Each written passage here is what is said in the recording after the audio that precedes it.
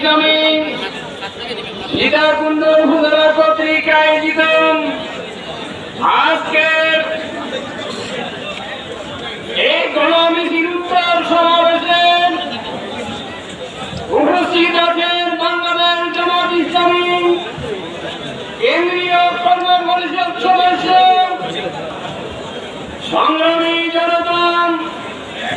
আপনারা জানেন ওই ফ্যাসিস্ট হাসিনা সরকার দীর্ঘ ১৭ বছর আমাদের এই দেশে এই সীতাকুণ্ডে অত্যাচারের জুলুমের স্টিমরোলার চালিয়েছিল। আমরা সীতাকুণ্ডের ময়দানে আমাদের 11 জন ভাইকে শহীদের নজরানা হিসেবে পেশ করেছি। আমরা শত শত মামলার শিকার হয়েছি।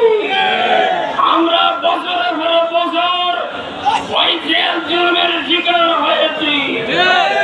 আজকে সময় এসেছে আগামী দিনে এই দেশে যে নির্বাচন হবে সেই নির্বাচনে আমরা জামাত মনোনীত প্রার্থী জনাব আনোয়ার সিদ্দিক চৌধুরীকে দাঁড়িপাল্লায় ভোট দিয়ে আমরা সংসদে পাঠাবো ইনশাআল্লাহ।